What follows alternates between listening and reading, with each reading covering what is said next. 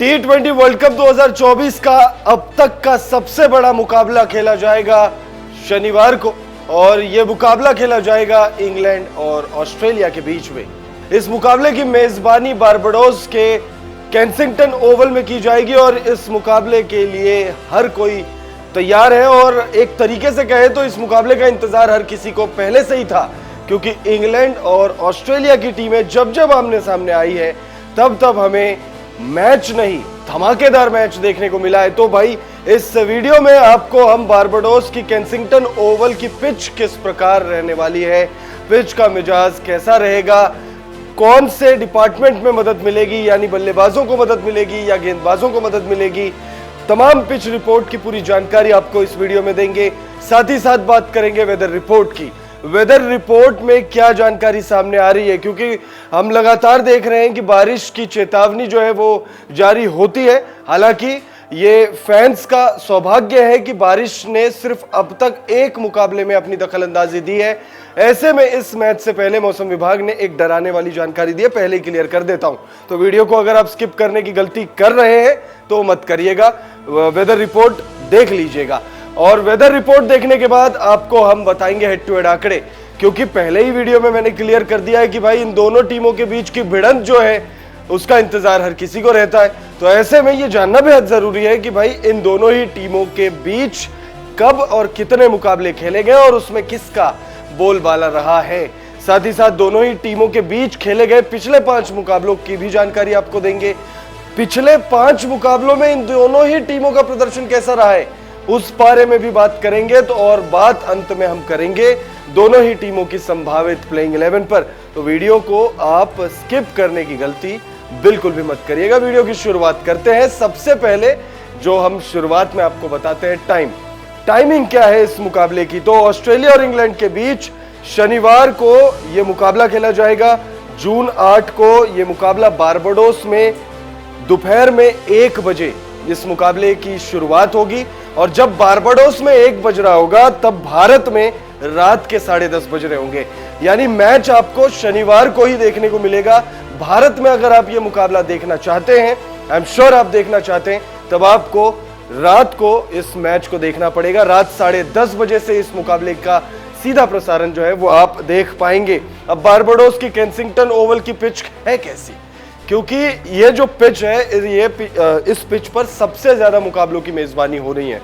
अब तक यहां पर 4 मुकाबले खेले गए, जिसमें से एक मुकाबला जो है बेनतीजा रहा, एक मुकाबला लो स्कोरिंग रहा और बाकी 2 मुकाबले जो है वो हाई स्कोरिंग मुकाबले रहे, यानी 160 प्लस 150 प्लस के आंकड़े जो स्कोर है वो टच हुए। तो आप 150 160 का स्कोर अगर किसी पिच पर बन रहा है तो आप कह सकते हो कि ठीक ठाक स्कोर है।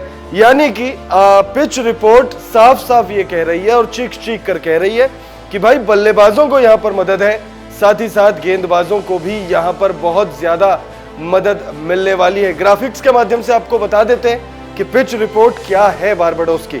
बारबाडोस के केंसिंगटन ओवल स्टेडियम की पिच बहुत ज्यादा बैलेंस्ड है, जिससे बल्लेबाजों और गेंदबाजों दोनों को मदद मिलती है।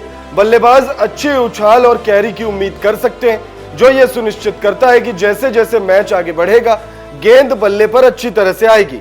इस पिच पर अभी तक 4 मैच खेले गए, जिसमें से एक मैच इंग्लैंड और स्कॉटलैंड के बीच जो मुकाबला खेला गया था वो मुकाबला बेनतीजा रहा।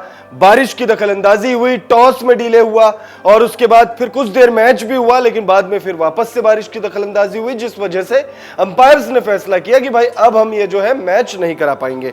तो वो मैच बेनतीजा रहा। और जो बाकी के 3 मुकाबले हैं उन मैचों में अगर आप देखें तो ओमान और नामीबिया का जो मुकाबला था, पहला मुकाबला इस ग्राउंड पर, वो जो है सुपर ओवर में जाकर निर्धारित हुआ। उसका फैसला सुपर ओवर में आया। नामीबिया ने उस मुकाबले में जीत हासिल की थी, लेकिन वो मैच लो स्कोरिंग रहा था।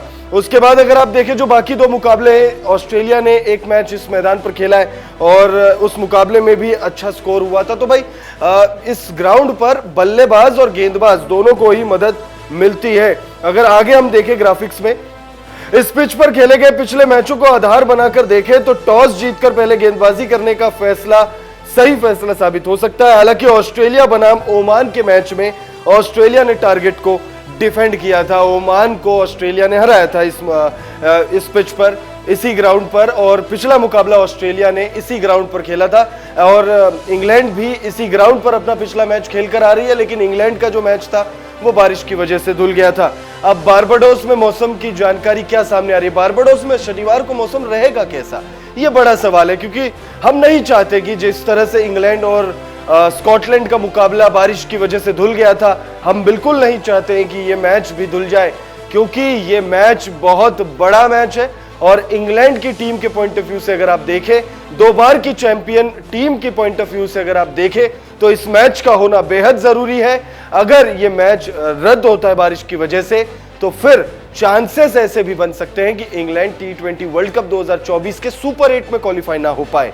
बहरहाल अगर मैच बारिश की वजह से धुलता है या ऐसी कोई सिनेरियो बनती है, तो हम जरूर आपको एक्सप्लेन करके बताएंगे कि कैसे इंग्लैंड की टीम बाहर हो सकती है। लेकिन बारबाडोस में शनिवार को मौसम विभाग ने जो जानकारी दी है वो ज्यादा डराने वाली नहीं है, डराने वाली तो है, क्योंकि मौसम विभाग ने कहा है कि 20% बारिश के चांसेस है। गर्मी का मौसम रहने वाला है, वहां पर ह्यूमिडिटी बहुत ज्यादा रहेगी। ऑस्ट्रेलिया और इंग्लैंड के बीच खेले जाने वाले मैच में मौसम की मार पड़ सकती है। मौसम विभाग के मुताबिक इस मैच पर बारिश का साया है।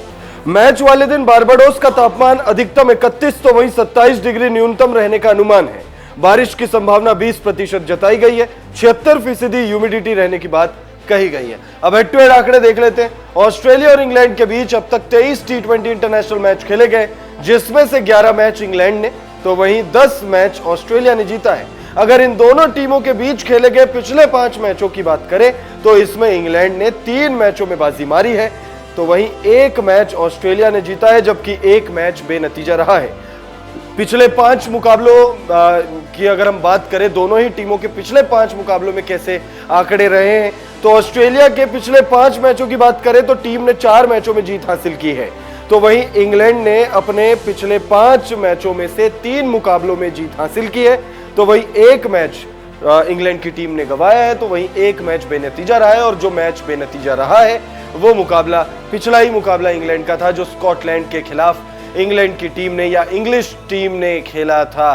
तो ऐसे में ये मैच का होना बेहद ज्यादा जरूरी है इंग्लैंड के लिए। अब बात करते हैं वो 11 खिलाड़ियों के बारे में जो दोनों ही टीमों की तरफ से आपको दिखने वाले हैं। संभावित प्लेइंग 11 क्या है इस मुकाबले के लिए? संभावित प्लेइंग 11, क्योंकि दोनों ही टीमों की राइवलरी इंडिया पाकिस्तान से कम नहीं है। दोनों ही टीमों की राइवलरी जो है वो बहुत ज्यादा खतरनाक है। न्यूजीलैंड और इंग्लैंड जैसी राइवलरी है, बांग्लादेश और श्रीलंका जैसी राइवलरी है। तो भाई ऐसे में दोनों ही टीमें चाहेंगे, कप्तान मिचेल मार्श चाहेंगे कि वो बेहतरीन प्लेइंग 11 के साथ उतरे, तो वहीं जॉश बटलर भी चाहेंगे कि भाई जो टीम वो उतार रहे हैं मैदान पर वो ऐसी टीम हो जो ऑस्ट्रेलिया को हरा सके बारबाडोस के मैदान पर। प्लेइंग 11 देख लेते हैं हम लोग। सबसे पहले बात हम करेंगे इंग्लिश टीम की। इंग्लैंड की टीम में आपको फिलिप सॉल्ट और जॉश बटलर की जोड़ी ओपनिंग करते हुए दिखने वाली है। फिलिप सॉल्ट, अब चूंकि पिछला मुकाबला रद्द हुआ है, आईपीएल 2024 फिलिप सॉल्ट के लिए बेहद शानदार रहा था। उसके बाद जब इंग्लैंड की टीम ने पाकिस्तान के खिलाफ खेला तो उसमें भी उनका बल्ला ठीक ठाक चला, तो ऐसे में टीम को उनसे उम्मीदें होंगी। जॉश बटलर ने अच्छी पारी खेली थी पाकिस्तान के खिलाफ एक मैच में। आईपीएल 2024 बहुत बैलेंस रहा था उनका, ना खराब ना अच्छा, लेकिन 2 शतक उन्होंने आईपीएल 2024 में लगाए, तो आप कह सकते हो अच्छी फॉर्म में है। विल जैक्स के लिए पिछला कुछ वक्त बल्ले और गेंद दोनों से ही बहुत अच्छा जा रहा है। जॉनी बेस्टो इस वक्त उतनी अच्छे फॉर्म में नहीं है, वो आपको दिखेंगे। Harry Brook, Moeen Ali, Liam Livingstone, ये आपको दिखने वाले हैं प्लेइंग 11 में। क्रिस जॉर्डन भी होंगे, ये बल्लेबाजी भी करना जानते हैं, हालांकि टीम के फ्रंटलाइन गेंदबाज है ये।